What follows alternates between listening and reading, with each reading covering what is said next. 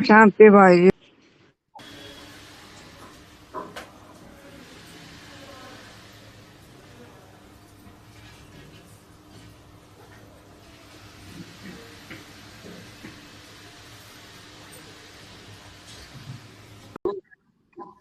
भाई जी, आज एक पॉइंट आया, बिंदु कभी पतितों को पावन बना नहीं सकता।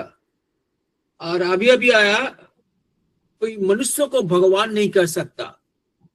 तो बिंदु कोई शरीर द्वारा ही काम करेंगे, तो वो बिंदु जिस शरीर द्वारा काम करेंगे उस शरीर को जिसके आत्मा से परमात्मा इसका माफिक काम करेंगे ना, वैसा ही टाइटल देंगे ना।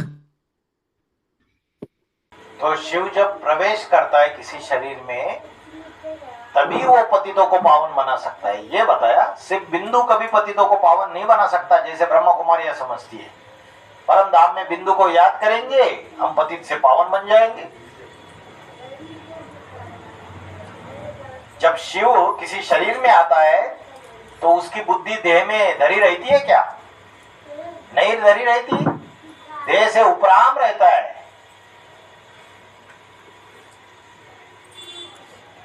तो उसे देहधारी भी नहीं कहेंगे, मनुष्य देहधारी होते हैं। शिव बाबा देहधारी नहीं है। दूसरा एक पॉइंट है, जो श्रीमत अभी जो अष्टदेव द्वारा नंबर बार देते हैं ना, तो श्रीमत तो एक से आते थे ना, पहले एक रात द्वारा ही श्रीमत मिलती थी। तो अभी तो जो अष्टदेव द्वारा मिलती है ना, तो इसीलिए तो हम कैसे फॉलो करेंगे नंबर बार जो पीबी के जो होंगे, वो तो श्रीमत असली उसको मिलेगा ना। तो नंबर बार अष्टदेव से तो श्रीमत मिलेगा ना, उस समय जो टक्कर होगी ना, इसीलिए समझते हैं ना कि कैसे श्रीमत फॉलो करेंगे। अरे कैसे, बाबा ने बोला ना कि हर एक अष्टदेव के अपने अपने परिवार बनेंगे। हर एक अष्टदेव की 1000 भुजाएं होगी। जो जिस परिवार का होगा उसका मुखिया जो होगा, उस परिवार का, उसकी जो डायरेक्शन रहेगी वही उन परिवार के भातियों के लिए श्रीमत रहेगी। क्योंकि अष्टदेव में नंबर 1 रुद्र प्रवेश करके कार्य करता है। जो शिव समान बन गई राम की आत्मा, वो प्रवेश करके कार्य करती है, तो उसको श्रीमत नहीं कहेंगे क्या? हाँ जी।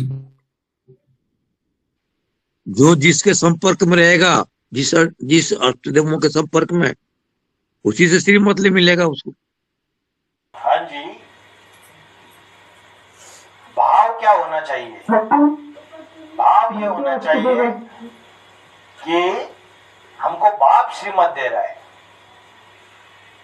अष्टदेव ऐसे भी जितने भी ये स्कूल बनी हुई है, इस स्कूल में सबसे होशियार बच्चे हैं या नहीं है? है। जिन्होंने ज्यादा पढ़ाई पढ़ी और बाप की रहबरी में डायरेक्ट पले, तो उनको तो बाबा ने मॉनिटर बना दिया क्लासरूम का, अष्टदेवों को। तो टीचर जब बाहर चला जाता है तो मॉनिटर को बोलता है घर संभालो, क्लासरूम संभालो। तो फिर उसकी मत माननी पड़ेगी ना टीचर के एब्सेंस में, ऐसे भी माननी पड़ेगी। और टीचर कहीं गया है और उस मॉनिटर में बुद्धि से प्रवेश करके कार्य कर रहा है, तो टीचर की ही मत हो गई।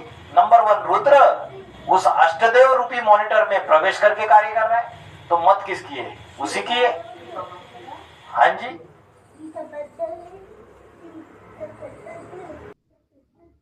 जो बोलता है मेरी बात मानो, नहीं तो सर तन से जुदा, सर तन से जुदा कर देंगे, जारी करेगा, उस क्लास बंद कर देंगे। सर तन से जुदा कर देंगे, ये मुसलमान कहते हैं। गर्दन पे तलवार रख के बात मानो, नहीं तो कन्वर्ट कर देंगे। तो ब्राह्मणों की दुनिया में भी ऐसे मुसलमान है, मुसलमान धर्म की आत्माएं भरी पड़ी हुई है। उनकी कोई मुखिया भी है। ओम शांति। उनके फतवे जारी होते रहते, एडवांस पार्टी के अंदर भी। ओम शांति। बोलिए प्रेम बहादुर भाई। हाँ भाई जी, ओम शांति।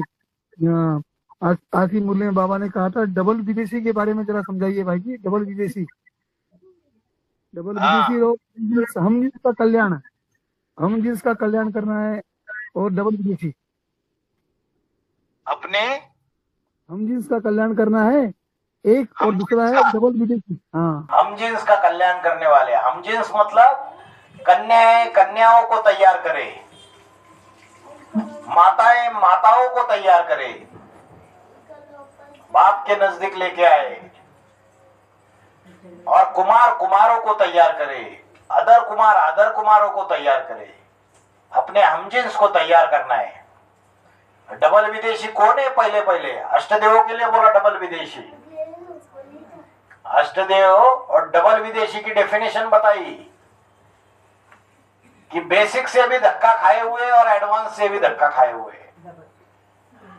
डबल धक्का खाए। पहले बताते थे लौकिक से धक्का खाए हुए और बेसिक से धक्का खाए हुए। बाद में एक मुरली ऐसी भी आई जिसमें बोला बेसिक से भी धक्का खाए हुए और एडवांस से भी धक्का खाए हुए। तो डबल विदेशी हो गए। भाई जी ओम शांति। ओम शांति। बाबा कहते हैं अहल्याएं कुब्जाएं उद्धार करने आया हूँ। इसके ज्ञान की बात क्या है जी? इसमें क्या ज्ञान? क्या अहल्या कुब्जाएं उद्धार करने मैं आया हूँ। हाँ, ज्ञान की बात क्या है? ज्ञान की बात यह है, अही माना सर्प और ल्या माना ले आई। सर्प जैसी विषय विकारी आत्माओं को भगवान से मिलाने के लिए लेके आई। ज्ञान तो बुद्धि में बैठा नहीं उनके, और उनको लेके आ गई। चलो बाबा से मिलाते, चलो भट्टी कराते, चलो तुमको संस्था में भर्ती कराते। तो वो जो अहिल्या जैसी आत्माएं है, उसके अंदर भी जन्म जन्मांतर के वैसे ही संस्कार है वैश्यापन के। तो वो वैसे ही आत्माओं को लेके आएगी भगवान के दरबार में, भगवान के घर में। तो ऐसी आत्माएं जो है उनका भी मैं उद्धार करता हूं। और कुब्जाएं जिसकी रीढ़ की हड्डी टूटी हुई है, बैकबोन बाप दादा है। बैकबोन माना रीढ़ की हड्डी।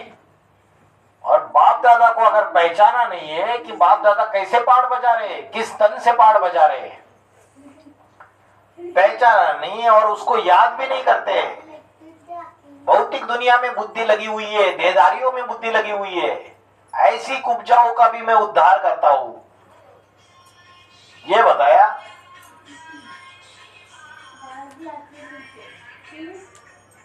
समझ में आया भाई जी? बाबा के स्वेच्छा से शरीर छोड़ने के बाद अभी जो सुबह पाठधारियों के द्वारा जो भी डायरेक्शन मिल रहे हैं उनको श्रीमत ही कहेंगे। तो तीसरे नंबर का जो अष्टदेव है, तो वो जो ब्राह्मणों की दुनिया में अंधकार फैलाया हुआ है कि बाबा ने शरीर नहीं छोड़ा, तो वो जो ऐसा बोल रहे, तो उसके डायरेक्शन को तो श्रीमत नहीं बोल सकते ना, क्योंकि वो तो गलत बता रहे हैं। तो कैसे समझे इस बात को? माया बेटी ने अपनी जो नजदीकी जो कन्या माता है और जो उसके परिवार के भाती होंगे, उनको तो सच्ची बात बता दी। उनके तो बुद्धि में डाल दिया कि हाँ शरीर छोड़ दिया है, और बाकी सबको बेवकूफ बना दिया।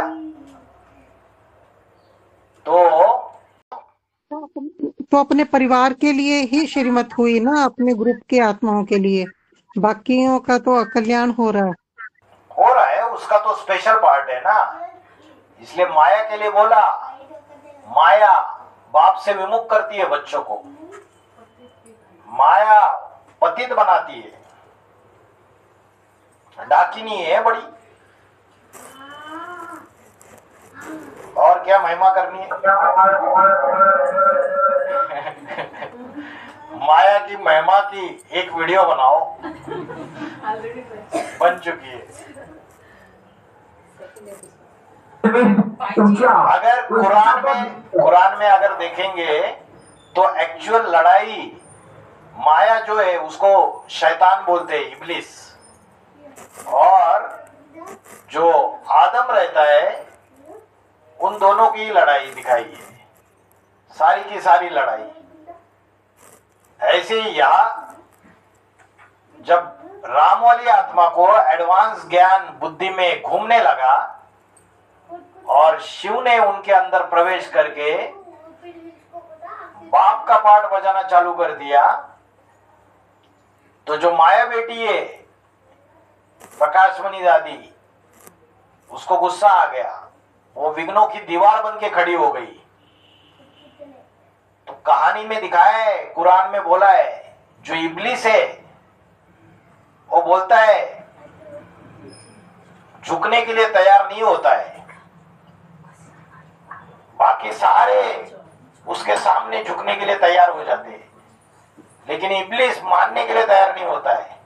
वो बोलता है हम तो पुराने हैं और ये आदम तो अभी आया है, तो हम कैसे इसके सामने झुके। तो वैसे ही पुरानों में अहंकार रहता है अपने इसका। हाँ जी माता जी बोलिए। भाई जी अभी मुरली में आया था ना, ज्ञान में चलते हुए भी कभी राहु की दशा बैठती है, कभी बृहस्पति की दशा बैठती है बोले थे ना, लेकिन हमेशा बृहस्पति की दशा बैठने के लिए फिर क्या, कैसे पुरुषार्थ करना है भाई जी? कैसे पुरुषार्थ करना है? घर में बैठ के याद और सेवा का डबल लॉक लगाना है। कैसा पुरुषार्थ करना है? याद और सेवा का डबल लॉक। सेवा सेवा सेवा और याद। तीव्र योगाग्नि प्रज्वलित करेंगे, ज्वालामुखी योग करेंगे। इस साल क्या बताया? ज्वालामुखी योग। तो उसी को धारण करो। भूल गए क्या? अभी 10-11 दिन में ही भूल गए। जनवरी के 1, अभी तो पूरे साल भर याद रखना है। क्या क्या बताया था अव्यक्त बाप दादा ने? है? इस साल के लिए क्या क्या बताया था? ज्वालामुखी योग। और क्या बताया था? गीता के भगवान की बात प्रत्यक्ष करने की। और फरिश्ता स्वरूप बनना है। लाइट हाउस, माइट हाउस, फरिश्ता स्वरूप बनना है। फर्श की दुनिया से कोई रिश्ता नहीं। भूल जाते हैं? लिख के रखो डायरी में। भाई जी ज्वालामुखी योग याद है? याद है? वो तो याद है। फिर ज्वालामुखी योग करेंगे तो राहु की दशा आएगी नहीं इस साल आपके ऊपर।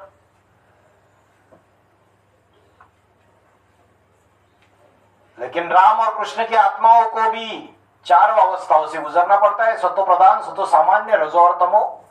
शूटिंग पीरियड से तो पसार होना ही पड़ेगा हर आत्मा को। तमो प्रधान अवस्था माना ही राहु की दशा। तमो प्रधान माना अंधकार, आलस्य, निद्रा।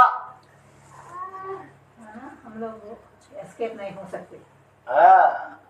लेकिन हर दशा में भी प्रसन्न होना ही पड़ता। एस्केप पूरा नहीं हो सकते, लेकिन इतना है कि कोई कोई कम तमो प्रधान बनता है, कोई कोई अति में तमो प्रधान बनता है।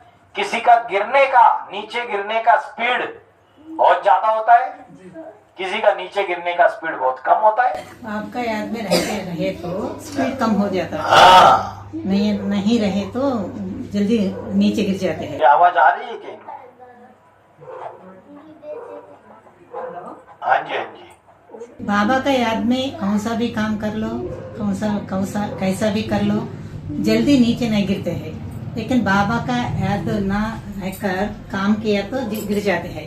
और एक प्रश्न है भाई जी मेरा, अभी राम वाली आत्मा मानो प्रजापिता मानो, हम लोग याद में बैठे तो हम लोग खुद का आत्मा समझकर बाबा का भ्रुकुटी में निराकार को याद करते थे। अभी 5वें मणा के भ्रुकुटी में बाप शिव समान बने हुए प्रजापिता आत्मा को याद कर रहे ना, सो 5वें मणका किसको याद करते हैं?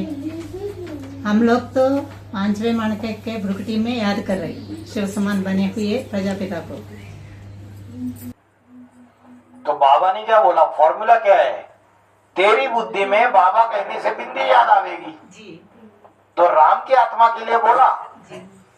तो राम की आत्मा के लिए दुनिया में 700 करोड़ की दुनिया में कोई भी साकार नहीं है।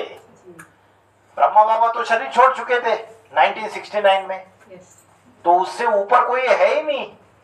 अभी 5वें नंबर का जो पूर्वज है, अष्टदेव है, उसके ऊपर तो एक जो शंकर पाणधारी था वही था। अभी वो साकार रूप सामने है नहीं, तो वो नंबर 1 रुद्र प्रवेश करके कहाँ बैठा है? हाँ, तो वही बैठ के कार्य करता है जी। तो फिर वो उसका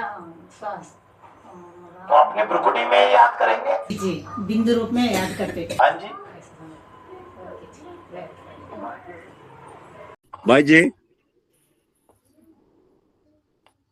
भाई जी आवाज कम आ रही है। भाई जी, मर्जीवा जन्मा, जीवन मुक्ति, फरिश्ता सिमिलर वर्ड है।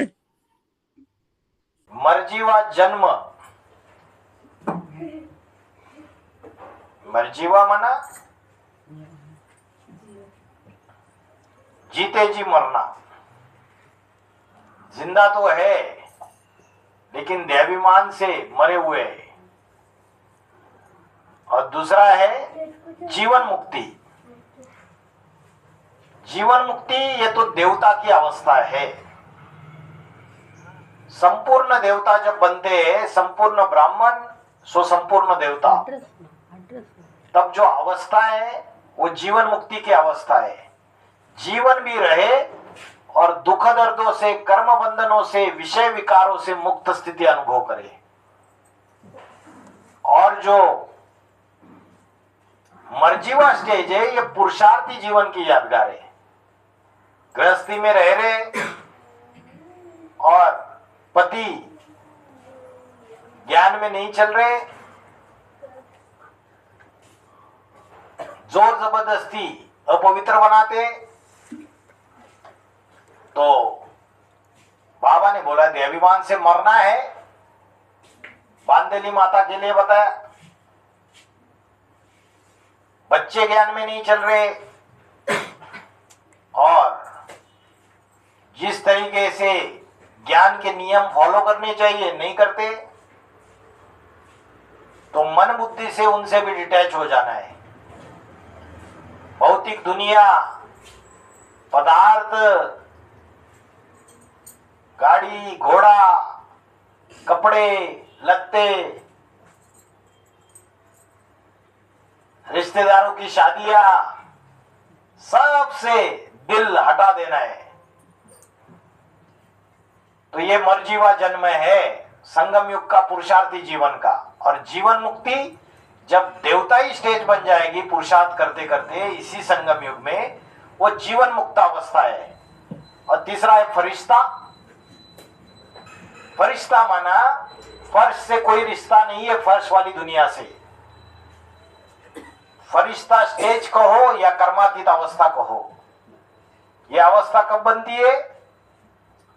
अंत में बनेगी, बाबा ने बोला है।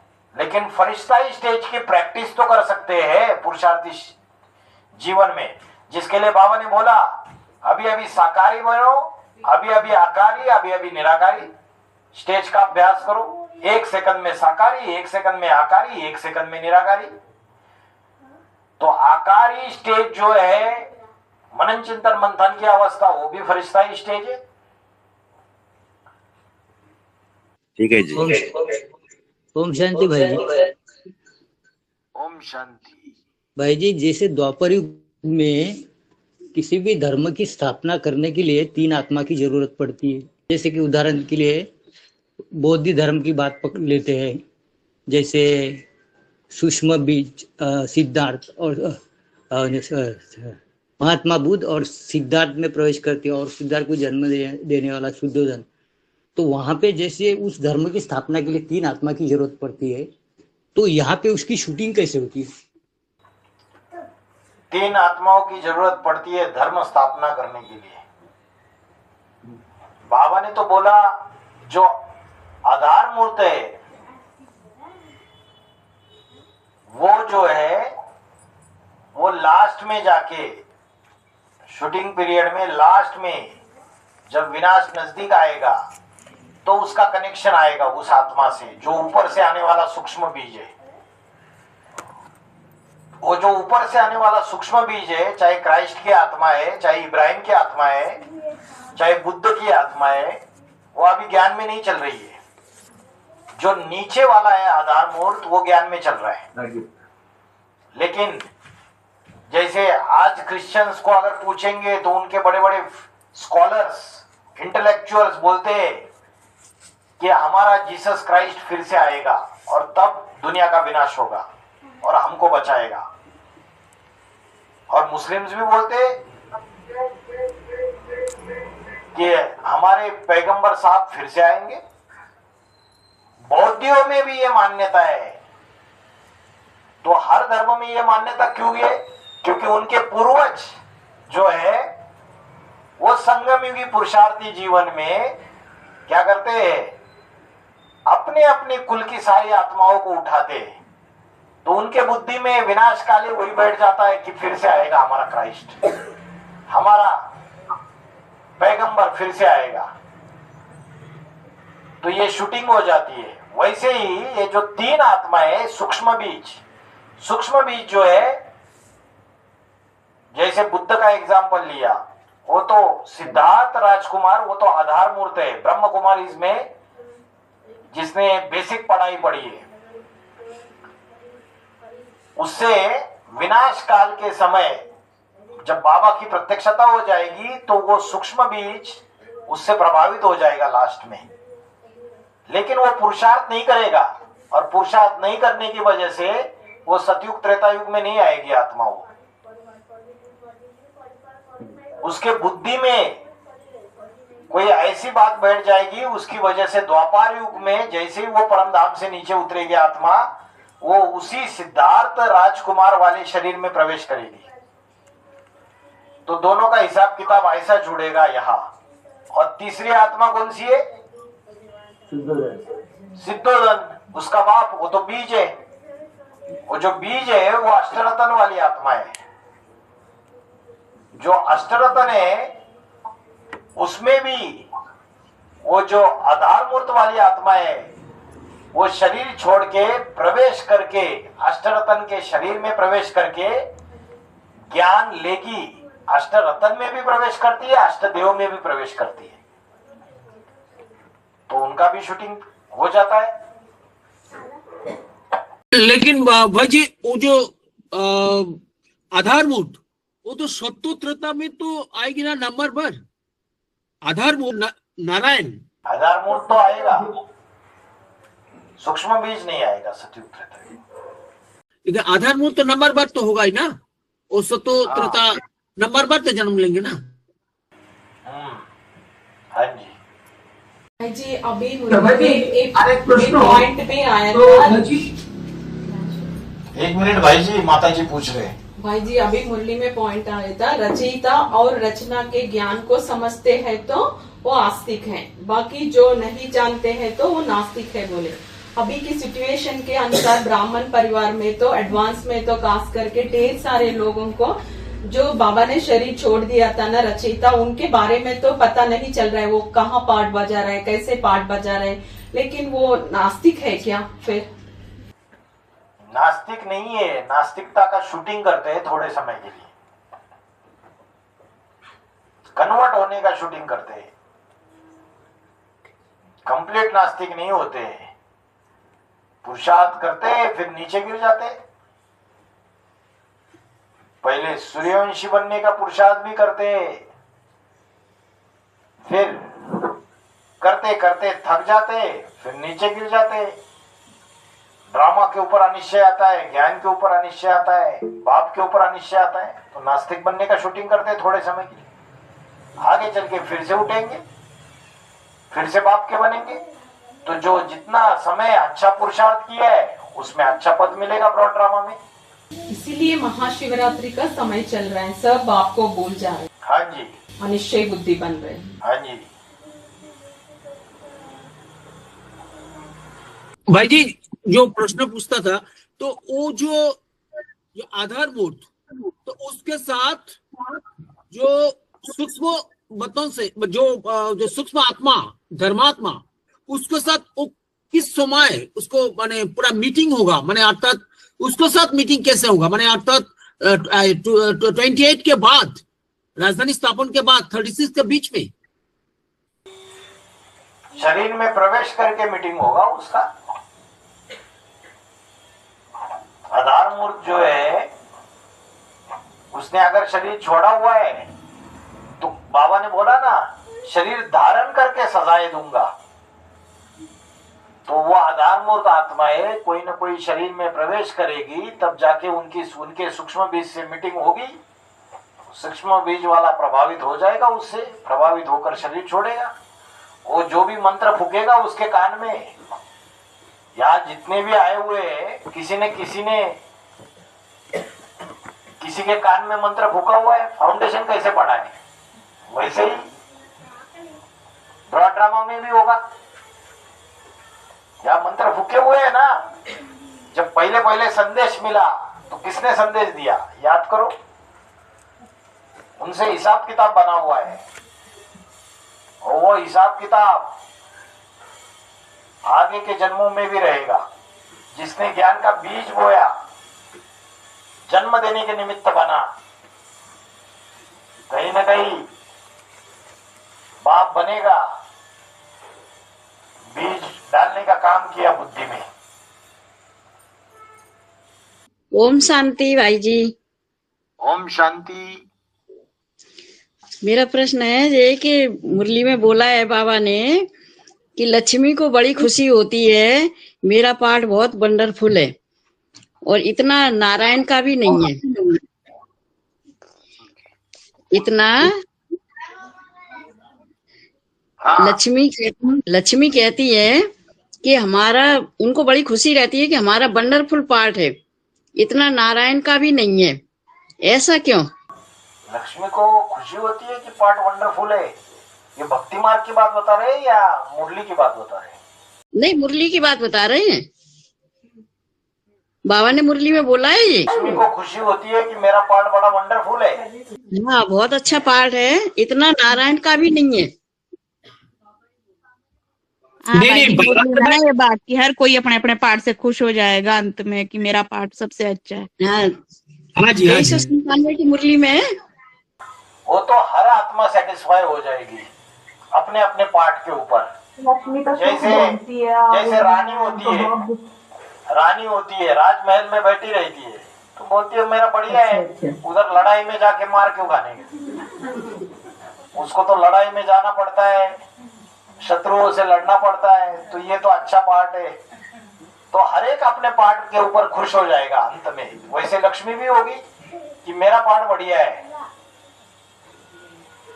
मेरे को असुरों से लड़ना नहीं पड़ता है पुरुषार्थी जीवन में।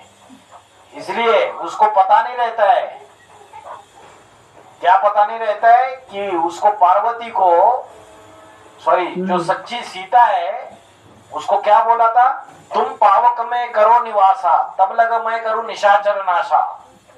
तू योगाग्नि में जलती रहे, अपना पवित्र जीवन वाली है वैसे ही रहे। मैं तब तक ये रुद्र माला के जो मनके है, जो रुद्रगण है, इसमें जो आसुरी वृत्ति के जो ब्राह्मण है उनका विनाश कराता हूँ, सर काटता हूँ। क्योंकि पहले ही तू अगर वहां से यहाँ आएगी और यहाँ राक्षस देखेगी तो डर जाएगी। तेरा तो हिसाब किताब ही नहीं इनसे। तू तो राजमहल में रहने वाली, गले काटने का काम तो मेरा है। ठीक है। 16 कला संपूर्ण, संपूर्ण अहिंसक मर्यादा पुरुषोत्तम, ये मेरा गायन नहीं है। मुरली में बोला, हाँ, ये मेरा गायन नहीं है। संपूर्ण अहिंसक मर्यादा पुरुषोत्तम 16 कला संपूर्ण, अगर ये मेरा गायन होगा तो वो इस दुनिया में जो असुर भरे पड़े हुए हैं उनका विनाश कैसे करूं मैं फिर, है ना। तो हर एक आत्मा अपने पाठ से संतुष्ट हो जाती है। अच्छा अच्छा, एक ठीक तो है। स्वर्ग का गेट खोलने का निमित्त बनती है और दूसरे शत्रुओं राक्षसों को संहार करने का भी निमित्त बनती है। हाँ जी, हाँ जी। माँ और बाप का कार्य अलग अलग होता है। माँ घर संभालती है, बाप बाहर का संभालता है। आज के पॉइंट है, जो पूरा पावन नहीं बनेंगे तो आत्मा भी पूरा सदगति नहीं मिल, आत्मा को सदगति नहीं मिलती है। तो जो अंत में आएंगे ना, हाँ, अंत में उसका पूरा से पूरा तो सदगति नहीं होगा ना, तो वो पावन कैसे बनेंगे? अंत में आएंगे वो, अरे अंत में आएंगे तो फास्ट पुरुषार्थ करेंगे। वो तो उनकी बात बोली, किनकी बात बोली, कि जो ज्ञान ही नहीं उठाएंगे, अंत में आके उनको पता चल जाएगा तो उनकी सदगति भी पूरी नहीं होगी।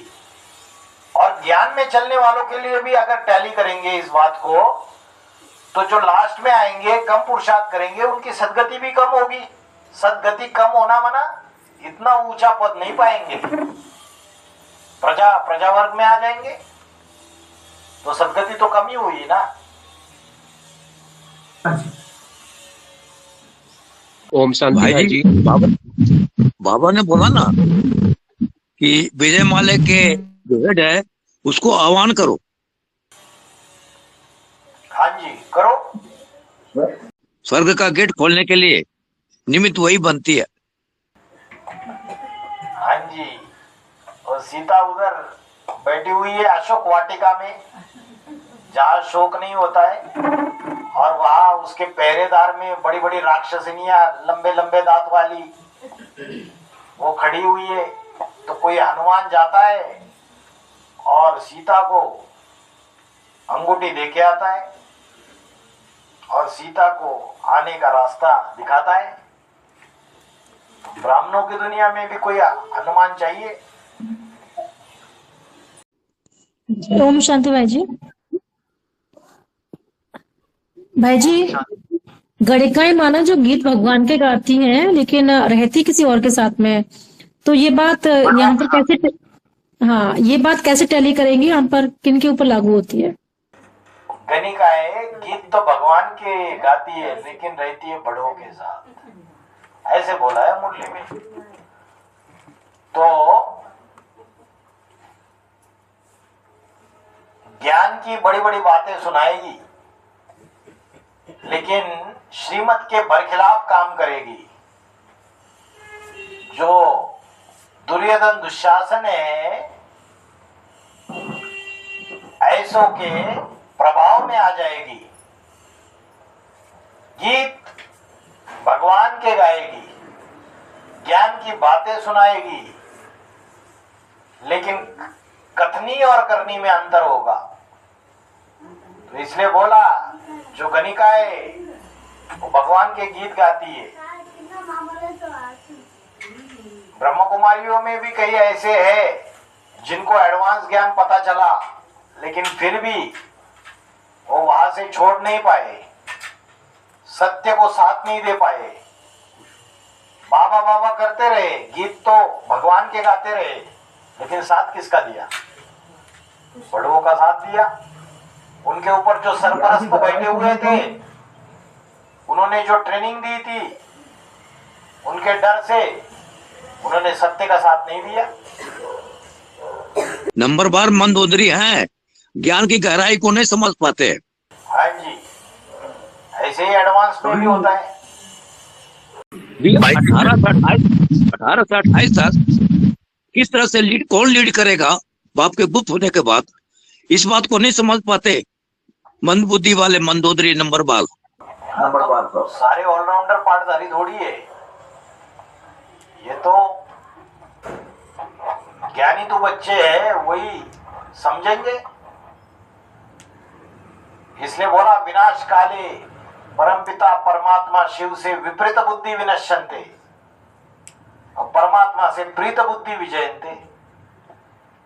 तो ये विनाश काल नहीं है ब्राह्मणों की दुनिया में। अभी ब्रह्म कुमारी में भी देखो, गाने गा रहे, डांस कर रहे, बहुत बढ़िया मजे चल रहे। बाकी खाने पीने में तो भाई नंबर 1 है आज की डेट में। दुनिया का सबसे नंबर 1 सत्संग है, जहां 36 प्रकार के भोजन पकवान आदि सब कुछ मिलते हैं। अभी तो वीडियोस भी बने हुए हैं, 56 प्रकार के भोग वीडियोस भी बने हुए हैं। ऐसे ऐसे पदार्थ खाने को मिलते हैं। तो यही खुशियां मनाओ।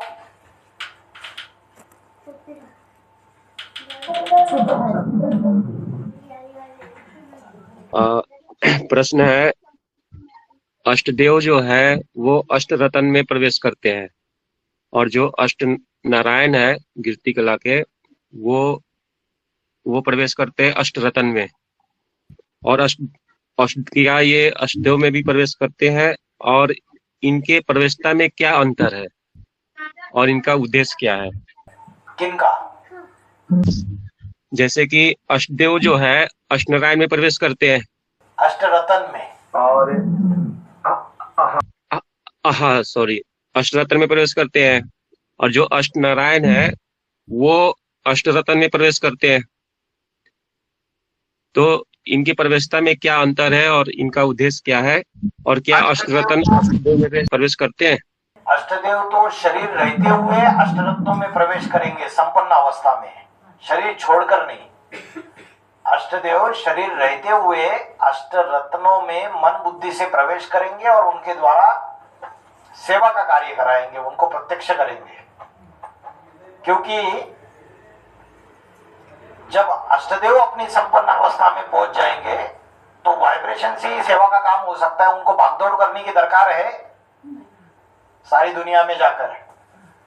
तो जो उनका वारिसदार रहेगा, जिसको राइटियस बनाना है, सुधारना है, उसमें मन बुद्धि से प्रवेश करेंगे। अपना परिवार तो बना लिया, अभी जो अष्टरतन कैटेगरी का जो मन का है, जो मुखिया बन के बैठा हुआ है, उसमें प्रवेश करके उसको सुधारेंगे, उसको राइटियस बनाएंगे। तो वो तो शरीर रहते हुए प्रवेश करने की बात है। और जो सूक्ष्म शरीरधारी जिन्होंने शरीर छोड़ा है, आधार मूर्त आत्मा है, अष्ट नारायण में आने वाले, सतयुग के नारायण बनने वाले, वो सूक्ष्म शरीर से अष्टरत्नों में प्रवेश करके भविष्य में भी पढ़ाई पढ़ने के लिए प्रवेश करेंगे। उनको तो भटकना ही है। अभी भी अष्टदेव में प्रवेश करके भी पढ़ाई पढ़ रहे, आगे चल के अष्टरत्नों में प्रवेश करेंगे, हिसाब किताब बनेगा उनका। और क्या पूछा? और जो नष्टदेव है उनमें नंबर 1 रूप तो प्रवेश करते ही है। तो नष्टदेव का जो बाप है अष्टदेव, क्या इनमें भी कोई प्रवेशता के लिए बताया हुआ है क्या मुरली में कोई बात? नष्टदेव का बाप अष्टदेव में कौन क्या प्रवेश? अष्टदेव नष्टदेव में प्रवेश करता है क्या? हाँ, ऐसा कोई पॉइंट है मतलब कि नष्टदेव के लिए? नहीं, अष्टदेव नष्टदेव में प्रवेश नहीं करता है। ये बोला है कि नष्टदेव का भी कंट्रोलर अष्टदेव है। अगर नष्टदेव विनाश करने का कार्य करेगा तो उसको कंट्रोल करने वाला अष्टदेव है। इसका मतलब क्या हुआ कि जब लास्ट विनाश होगा तो प्रेरणा स्रोत कौन बनेंगे? वही अष्टदेव पाठधारी बनेंगे। उनके कंट्रोलर, रिमोट कंट्रोल इधर है। बाबा ने बोला यादव चाहते कि विनाश करे, लेकिन हिम्मत नहीं कर पाते कि ये काम कौन करे, ये पान का बीड़ा कौन उठाए। विनाश करना कोई साधारण आत्मा का कार्य नहीं है। तो बाबा ने बोला शंकर ही विनाश कराता है, प्रेरणा तो प्रेरणा देता है उनको, प्रेरणा देता है, माना वाइब्रेशन देता है, कंट्रोलर है। ऐसे ही अष्टदेव पाठधारी है, वो भी गहरी याद में बैठते हैं।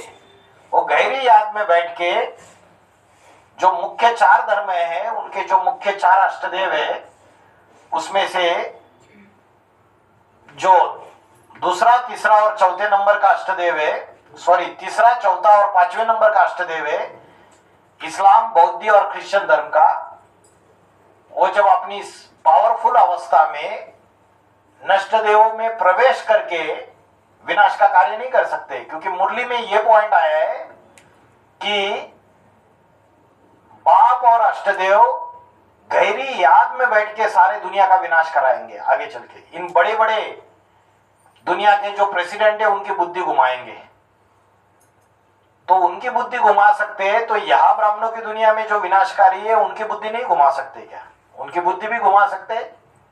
और दूसरी चीज पॉजिटिव भी करेंगे, जैसे 2017, 18, 19 में जो नष्टदेव वाले पाठधारी है उन्होंने बाबा के ऊपर झूठे केसेस डलवा दिए, ब्राह्मणों की दुनिया में बहुत बड़ा ग्लानि फैला दी, सारी दुनिया में ग्लानि फैला दी, बाहर की दुनिया में भी बाबा की आध्यात्मिक विश्वविद्यालय की बहनों की।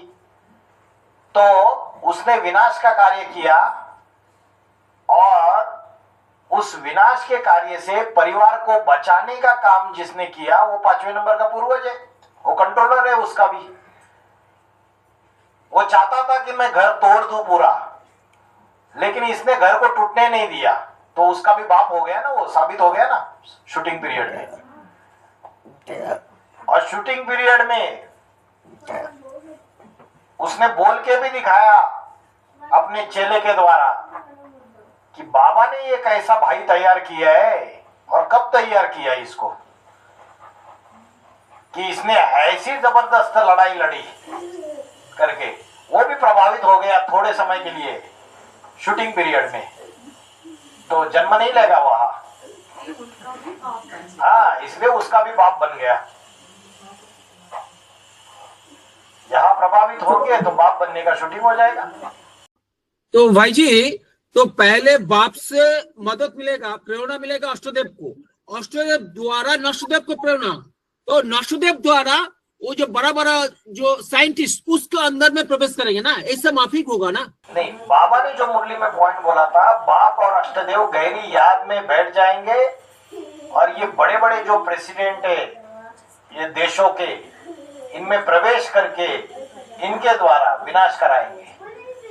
क्योंकि ये हिम्मत नहीं कर पाएंगे रिमोट कंट्रोल का बटन दबाने में।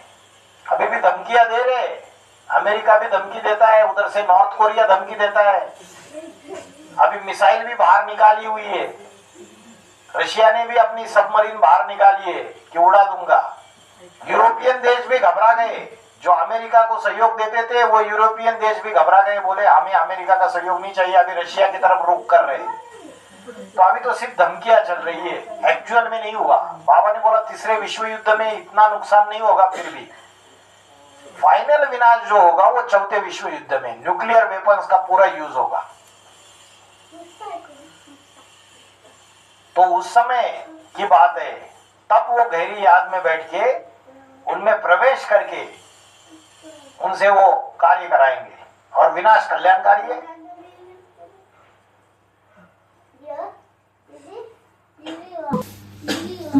दूसरा प्रश्न भाई जी, वार्तालाप 8.1 पर एक पॉइंट आया कि जो 12 सत्य सनातन धर्म का जो 12 आत्माएं हैं और उनके जो प्रजा है वो कभी कन्वर्ट नहीं होते हैं। और ऐसे भी बोला कि जो 12 में जो 8 है वो 8 में जो 12 बनाते हैं वो कन्वर्ट होते हैं। तो जो सत्य सनातन धर्म का जो 12 है वो राम बाप का 12 का मन का है, माला है, जिसमें पक्के सूर्यवंशी तो कन्वर्ट नहीं होते ना। तो 8 में जो 12 बनाएंगे वो कन्वर्ट होते हैं बोला। तो इसका क्या काम है? अष्टदेव जो बनाएंगे कन्वर्ट होना माना छिलके की बात है। तो लास्ट जन्म में कन्वर्ट नहीं होते हैं या बाकी के जो जन्म है उनमें कन्वर्ट होते हैं? बाबा ने तो बोल दिया ना, असली सूर्यवंशी तो एक ही बचेगा, राम की आत्मा, वो एक ही अंत तक सूर्यवंशी बचेगा। बाकी अष्टदेव भी थोड़े समय के लिए माया के प्रभाव में आ जाएंगे। बोला अंतिम जन्म में वो भी अलग धर्म का छिलका चढ़ेगा, संस्कार आ जाएगा उनके ऊपर।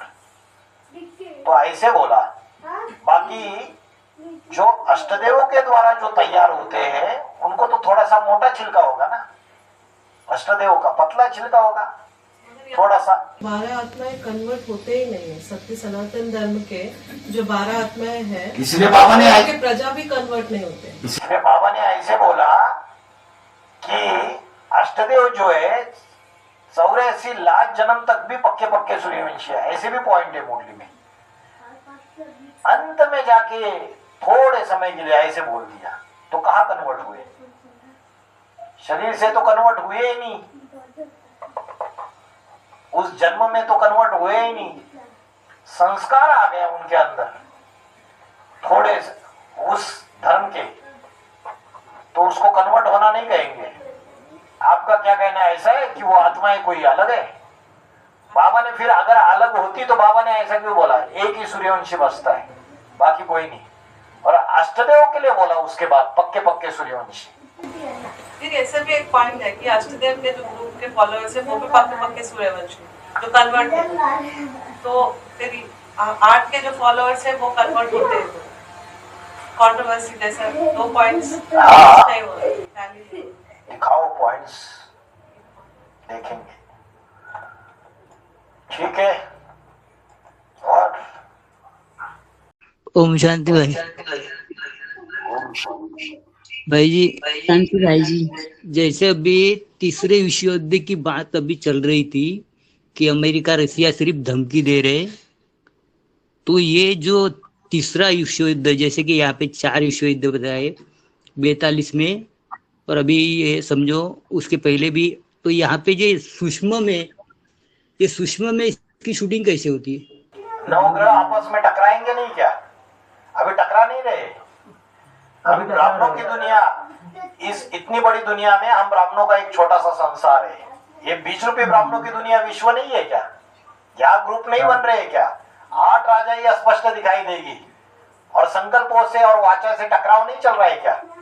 ज्ञान के अस्त्र शस्त्रों से, पॉइंट से, मुरली के महावाक्यों से टकराव नहीं चल रहा है क्या? है? चल रहा है नहीं चल रहा? बड़ा रूप धारण करेगा, जब बड़ा रूप धारण करेगा तो है?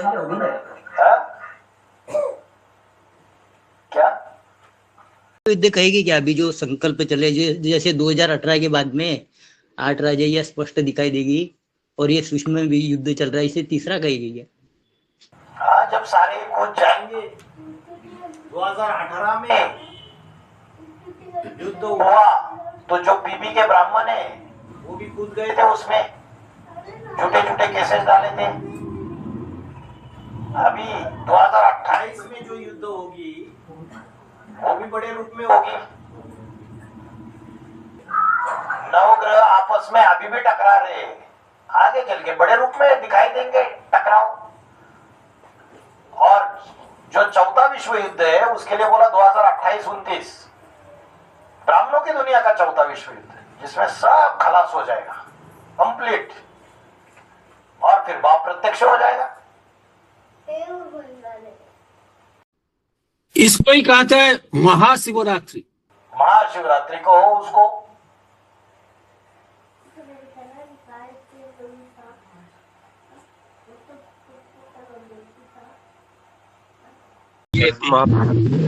एक कैरेक्टर है पौंड्रक का, जो कृष्ण को मानता नहीं था और कृष्ण का सिर्फ नकल करता था। इसका बेहद में क्या अर्थ है और इसको यहाँ पे कैसे शूटिंग होता है? वो होशंगाबाद पता है, मध्य प्रदेश में है क्या? होशंगाबाद, होशंगाबाद करके जगह है मध्य प्रदेश में, मध्य प्रदेश राज्य में। वहां एक भाई है, वो भाई कृष्ण कन्हैया करके बैठा था बन के, बाबा के आई भट्टी की थी उसने, और बाद में वो कृष्ण कन्हैया मैं हूं करके बैठ गया। तो वो बाबा के विरोध में बातें करता था, तो पौंड्रक कृष्ण का पार्ट नहीं हुआ। फिर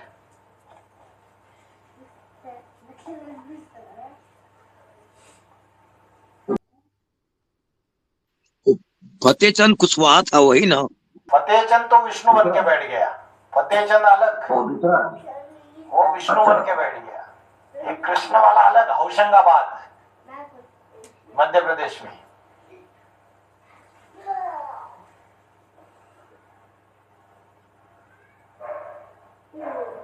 शांति, ओम शांति। ओम शांति। हाँ जी, आज की मुरली में था कि जैसे बृहस्पति की दशाएं अच्छी कही जाती है, राहु की दशाएं वो खराब कही जाती है, तो ऐसे मुरली में कभी कभी मंगल की दशा की भी बात आती है, तो मंगल की दशा को क्या कहेंगे? क्या बात आई? मंगल दोष निवारण के लिए पूजा भी की जाती है भक्ति मार्ग में।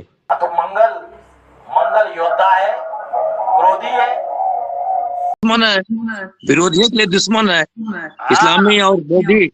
उनको दोष नहीं लगेगा क्या? अपने परिवार के ऊपर थोड़ी वार करता है।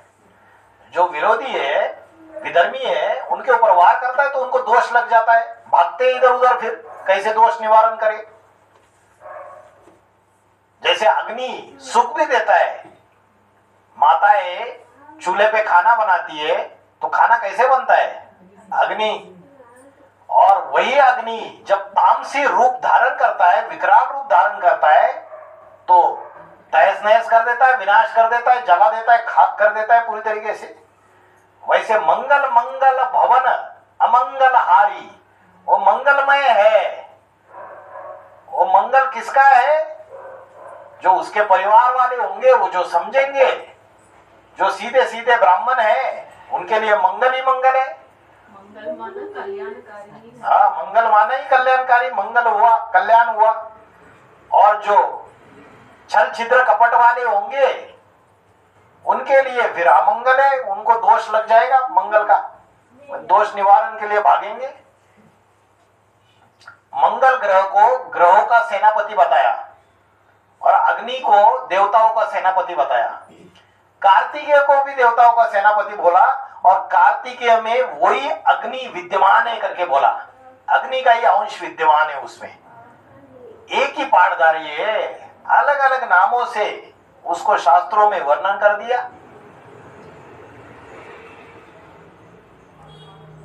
चाहे परशुराम को भी उग्र रूप दिखाया, मंगल को भी योद्धा, उतावला, एनर्जेटिक, तुरंत शत्रुओं का विनाश करने वाला, शत्रुघ्न भी तुरंत शत्रुओं का विनाश करने वाला, एक ही पाठधारी है सारा का सारा।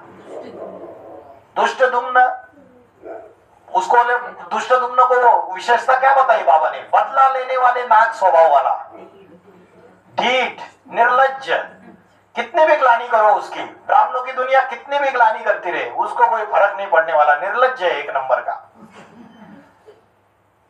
वो अपना काम करता रहेगा। हाँ भाई जी।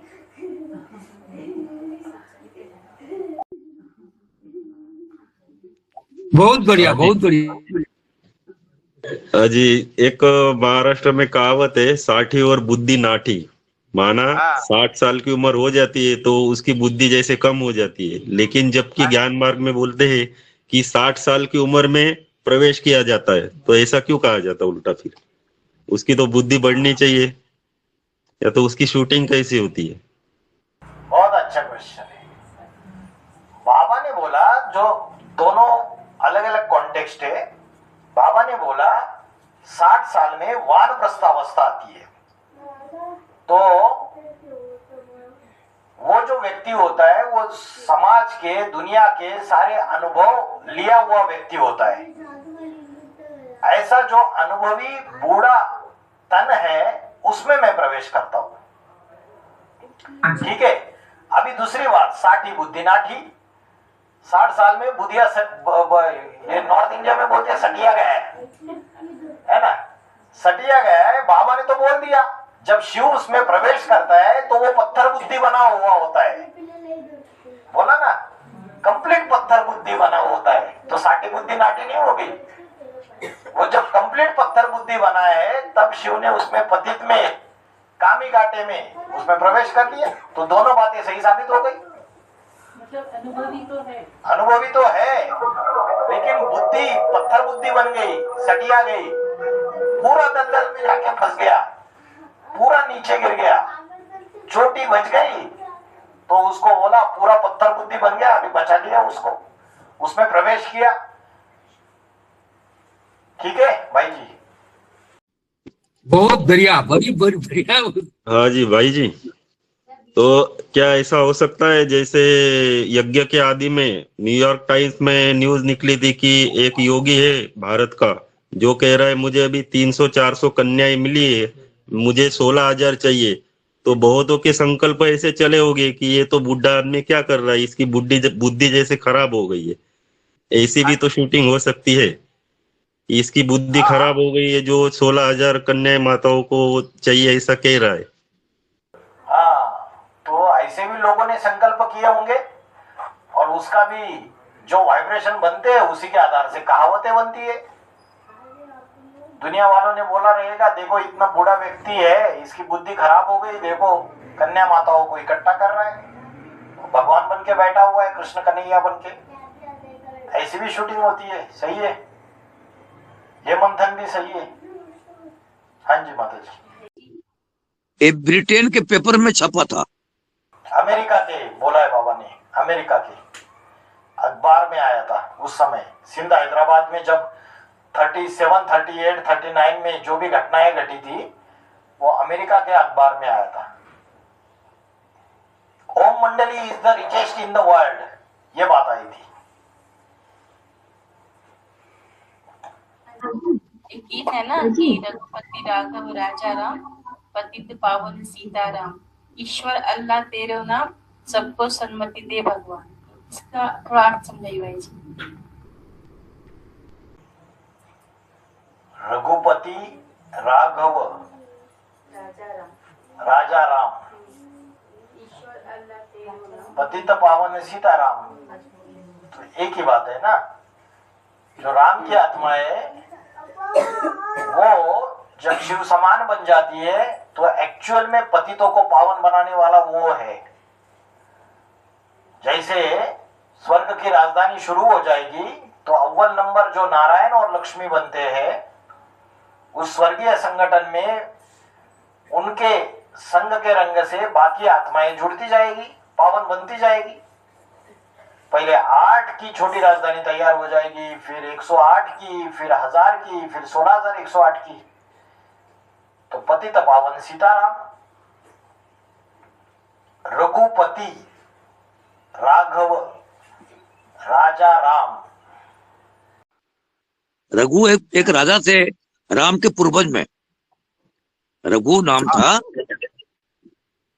रघुकुल रीत सदा चली आई, प्राण जाए पर वचन न जाए। तो रघु के नाम के एक राजा से ये कुल चालू हुआ, ऐसा भक्ति मार्ग में बोलते हैं। और राम उस वंशावली में एक राजा हुआ त्रेता युग में, ऐसा भक्ति मार्ग में बोलते हैं। जैसे तुलसीदास जी ने बोला, तुलसीदास चंदन घिसे तिलक देत रघुवीर, तो यार रघुवीर कौन हो गया? शिव। और ज्ञान का चंदन घिसने वाला, मनन चिंतन मंथन करने वाला राम की आत्मा। तो रघुपति राघव, रघुपति हो गया शिव और राघव उसका बच्चा जो राम की आत्मा है।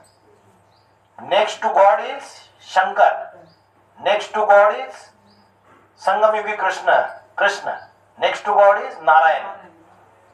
तो वो हो गया राजा राम जो राघव है, और रघु हो गया शिव, रघुपति।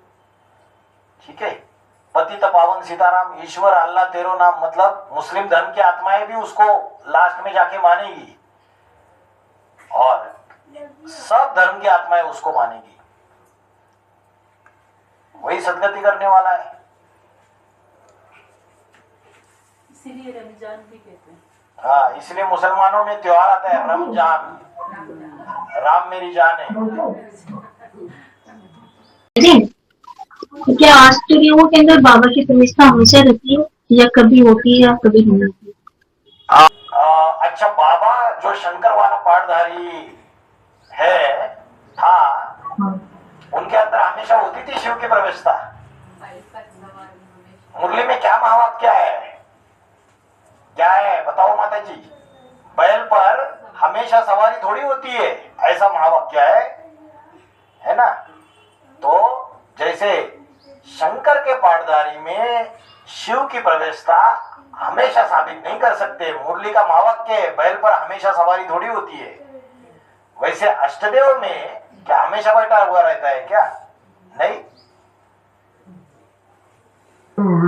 जो ज्ञानी तो आत्मा है, जो समझो बच्चे है, जो श्रूढ़ बुद्धि बच्चे है, वो समझ जाएंगे।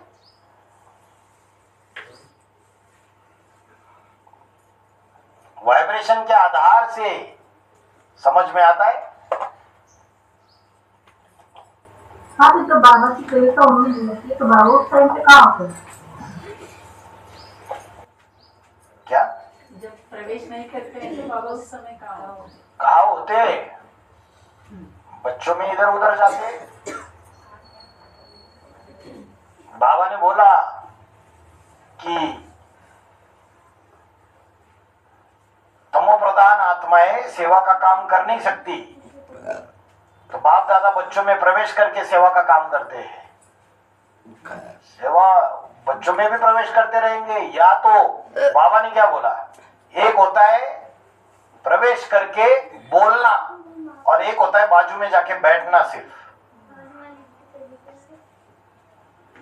तो भले बैठा रहे, बोलते नहीं है, कुछ नहीं करते, ऐसे ही होता है कि अभी आप बोले थे ना, मंगल का ही अनेक रूपों में गायन है। एको सदविप्रा बहुधा वदंती बोलते हैं ना बाप के लिए, एक ही सत्य ब्राह्मण का अनेक रूपों में गायन है। ठीक उसी प्रकार बाप दादा अष्टदेव में बड़े भाई का भी गायन अनेक रूपों में है ना। हाँ जी, फिर क्या।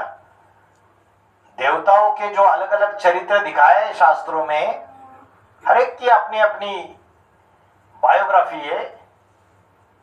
नंबर 1 राम की आत्मा की है, तो नंबर 1 पाठधारियों की भी है। अभी कोई जो पाठधारी होगा वो अपने पाठ को समझेगा, तब दूसरों को बताएगा।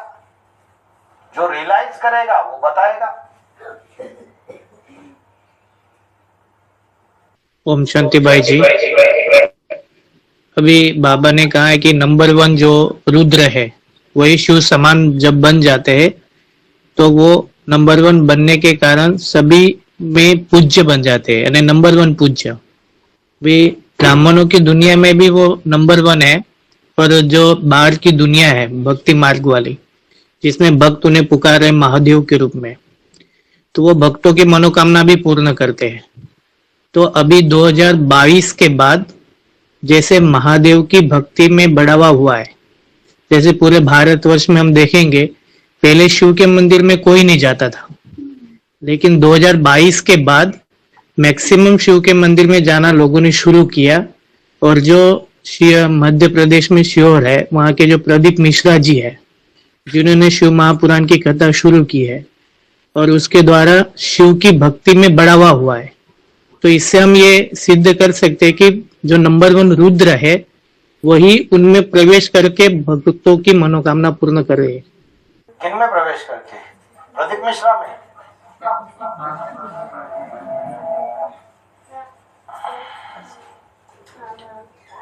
नहीं, ऐसा तो नहीं बोल सकते।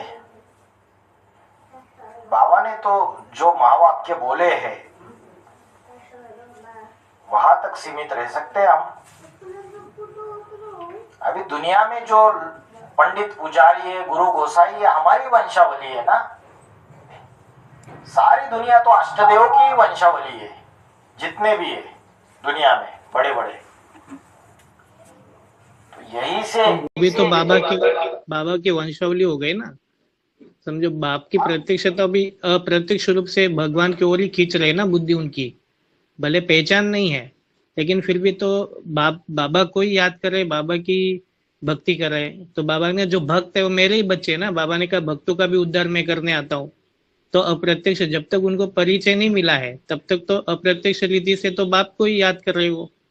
तो इसमें हम ये कर सकते हैं ना, इनडायरेक्टली वो बाप को ही प्रत्यक्ष करने की सेवा कर रहे हैं। जैसे पहले 22 से पहले कोई भी शिव के मंदिर में जाते नहीं थे।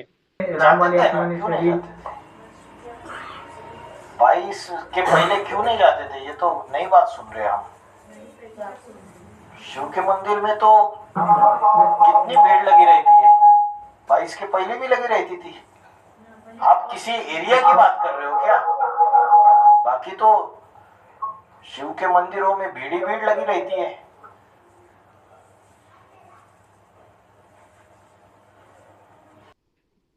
लेकिन भाई जी, ये 2-3 साल जो गए ने, 3 साल समझो, 3-4 साल, 2-3 साल में शिवलिंग के ऊपर जल चढ़ाने के लिए लोग, मतलब माताएं भी और भैया लोग बहुत जा रहे हैं। वो तो सोशल मीडिया ने चीजें उछाली। अभी सनातन इस नाम को और सनातन धर्म क्या है कोई जानता भी नहीं था। अभी देखो, आज से 8-9 साल पहले बाहर की दुनिया में सनातन सनातन इतना नाम नहीं था। अभी ये सोशल मीडिया ने सारी चीजें, अध्यात्म भी बाहर निकाला पूरा का पूरा, और पुरानी सारी चीजें सोशल मीडिया के थ्रू बाहर आ रही है अभी, और साइंस की बातें भी बाहर आ रही है, सब कुछ। अभी ऐसा समय चल रहा है ना, ज्ञान की बाढ़ है पूरी की पूरी। कोई ज्ञानी तो आत्मा रहेगा तो वो सारा हब कर लेगा, इतनी चीजें बाहर आ रही है। लेकिन शिव की भक्ति तो होती थी, अभी हाँ दिखाई दे रहा है लोग और पीछे पड़े, लेकिन भक्ति तो जोरदार होती ही थी पहले भी। जल चढ़ाने की प्रथा 2-3 साल में ज्यादा चल रहा है अभी। अच्छा, अभी दुख भी तो ज्यादा बढ़ते जा रहे हैं, दुख ज्यादा बढ़ते जा रहे हैं, समस्याएं बढ़ती जा रही है जीवन में।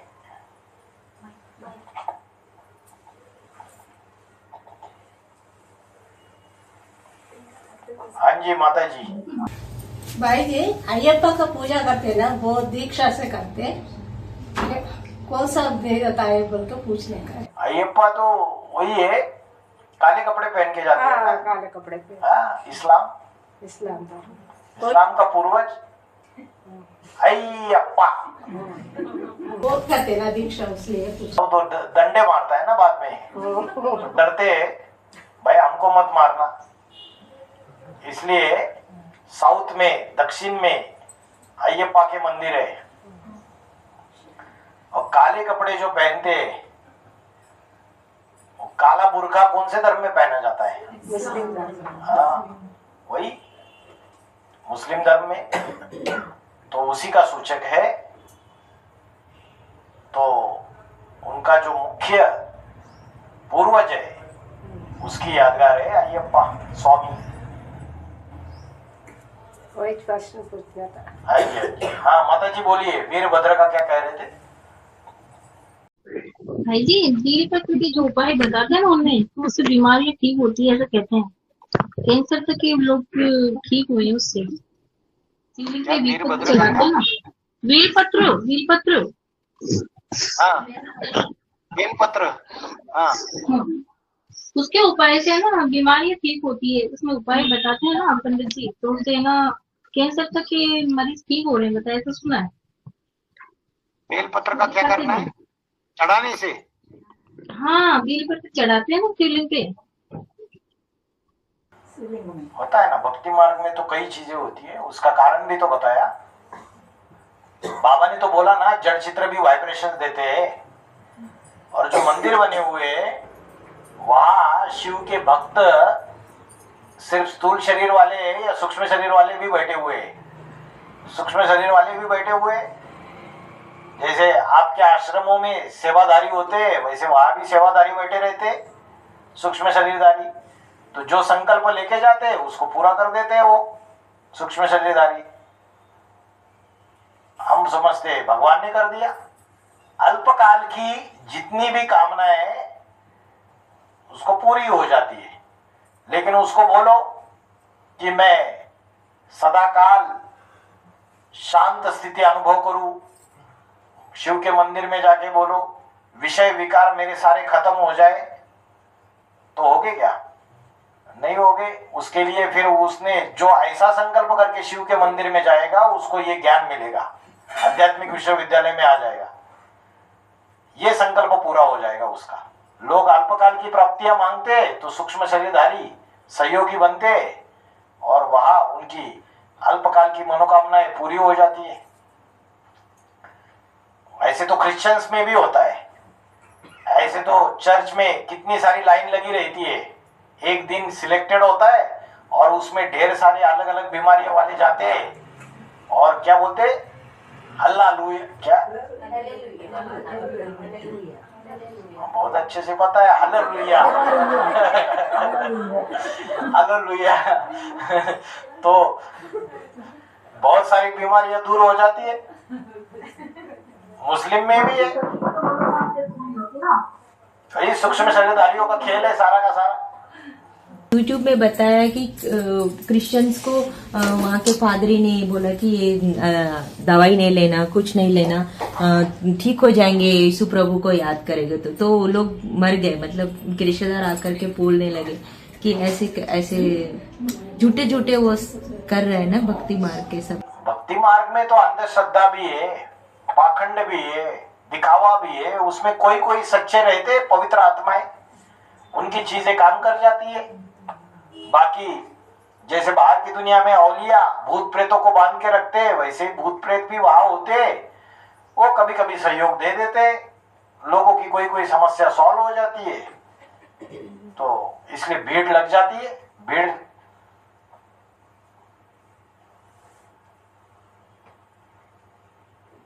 और पेट भर गया,